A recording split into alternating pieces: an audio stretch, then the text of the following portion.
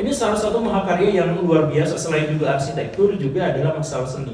Kalau misalnya polanya juga mirip, tetapi karena mungkin terlalu kecil, mungkin lawan sepadannya itu adalah Candi Borobudur.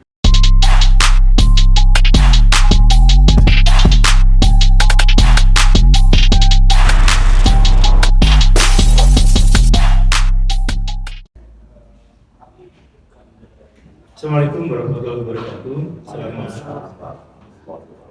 Selamat malam semuanya. Semoga dalam keadaan baik-baik saja. Dan kalaupun ada masalah, semoga masalahnya segera hilang. Dan kalau masalahnya belum hilang, tolong jangan langsung ke saya minta solusi. Saya diminta untuk berbicara tentang Borobudur dan lain-lain terkait juga masalah kebudayaan dan agama di Nusantara kuno. Jadi sebenarnya masyarakat Nusantara kuno itu adalah masyarakat yang bisa dibilang originalitas mereka itu terletak pada bahwa mereka itu tidak ada satupun yang original.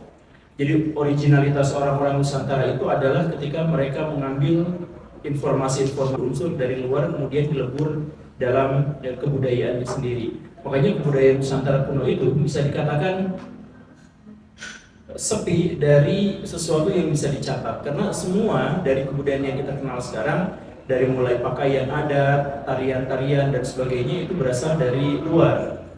Misalkan kita mengenal Nyi Roro Kidul, ada kemungkinan bahwa Nyi Roro Kidul itu berasal dari Cina. Termasuk juga ada kemungkinan, tidak berarti pasti ya, tapi ada kemungkinan juga kisah tentang Sangkuriang juga berasal dari Cina, karena memang ada cerita yang serupa di sana. Di Indonesia, cerita Sangkuriang itu bukan hanya satu, tapi 3 versi. Satu yang ada di Sumatera, satu lagi di Jawa Barat, satu lagi di Jawa Tengah. Yang pembentukan Candi Sewu itu, Bandung Bondowoso, itu kan sebenarnya adalah cerita yang sama dengan Sangkuriang, cuman berbeda. Begitupun kisah-kisah yang lain. Kalau misalkan kita baca misalkan Babat Tanah Jawa yang dianggap sebagai salah satu kitab yang paling dianggap sebagai perwujudan dari kebudayaan Jawa, maka itu pun sebenarnya ada percampuran yang sangat luar biasa antara budaya Cina, Arab, India, Nusantara kuno dan sebagainya. Gimana ceritanya misalkan Nabi Adam dengan Sri Krishna itu digambarkan ada dalam satu keturunan, itu cuma ada dalam Babat Tanah Jawa. Jadi Hindunya ada, Adamnya juga ada dan lain sebagainya. Nah, termasuk juga arsitektur candi di Indonesia itu juga disesuaikan dengan budaya-budaya yang dari luar. Kalau misalkan kita berbicara dulu tentang Candi Borobudur, ada satu teori, satu hipotesis ya, tidak diakui secara konklusif, tetapi ada sebuah hipotesis. Di India itu ada, sampai sekarang ada monumennya namanya Stupa Barut. Bisa dicari di Google. Di Stupa Barut itu adalah stupa yang sangat besar yang disucikan oleh masyarakat India. Nah, stupa itu dibuat di antara 2 sungai.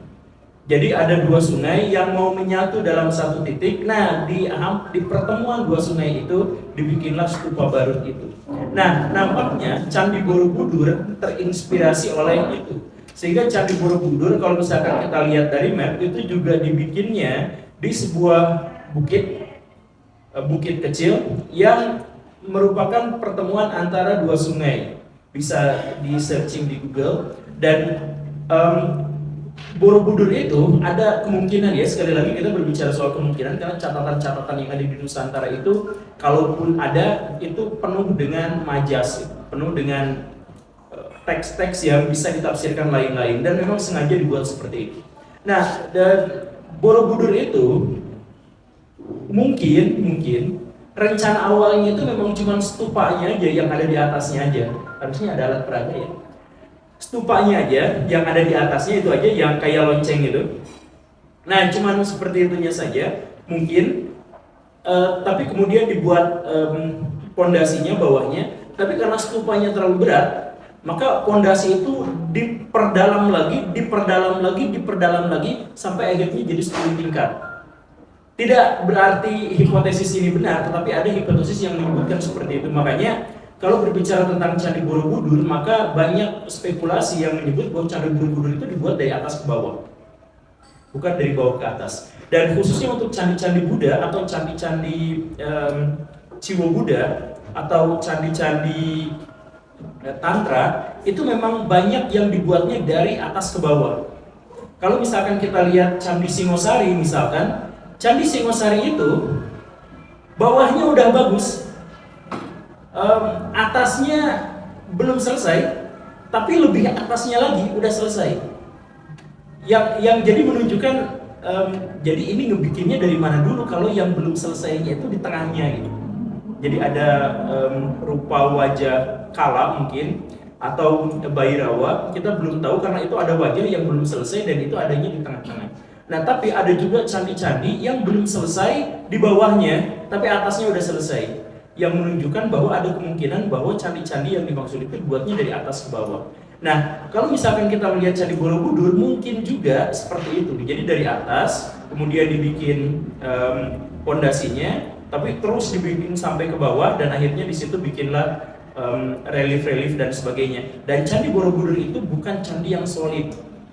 Ini berbeda dengan Candi Prambanan, atau yang kemungkinan nama aslinya itu adalah Siwagraha. Candi Borobudur itu tengahnya tuh bolong. Bukan bolong, gimana ya? Bukan berongga.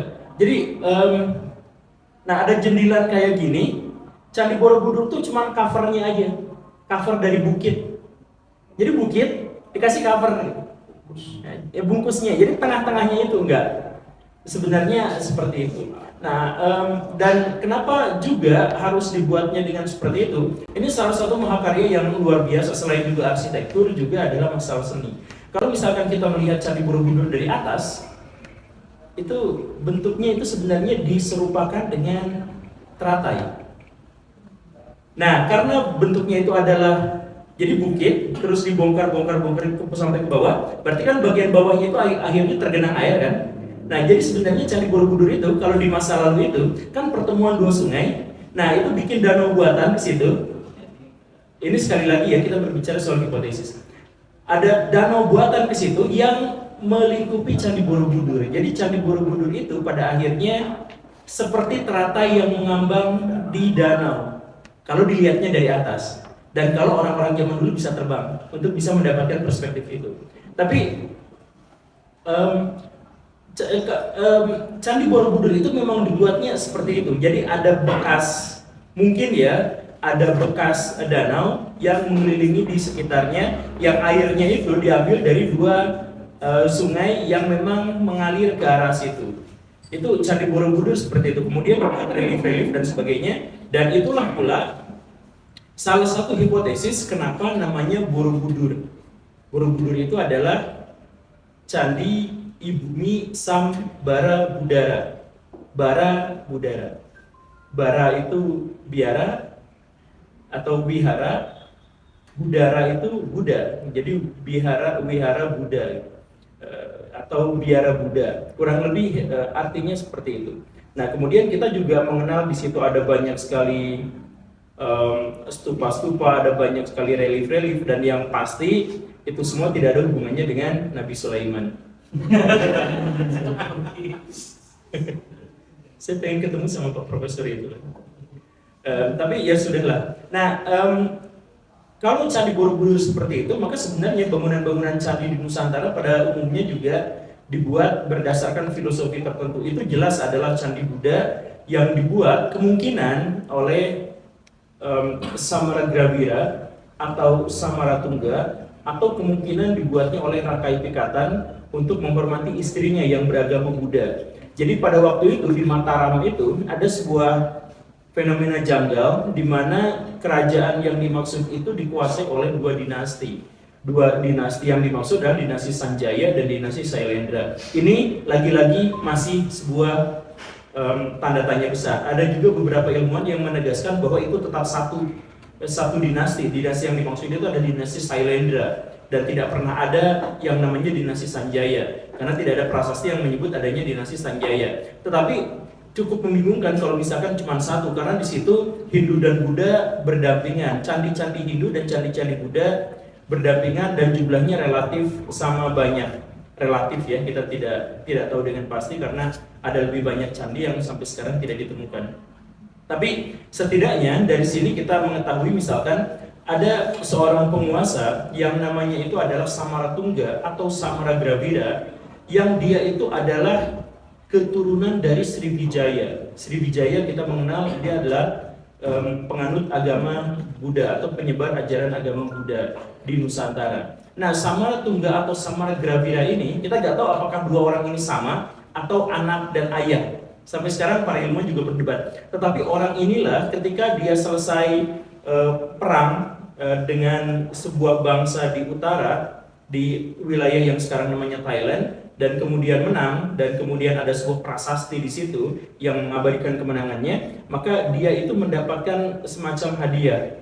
Dan kemudian dia berkuasa di tanah Jawa, dan dialah yang kemudian mengutus orang yang bernama Gunadarma untuk merancang dan kemudian membuat Candi Borobudur. Yang uniknya adalah bahwa orang yang sama kemungkinan besar adalah orang yang juga membuat Candi Angkor Wat.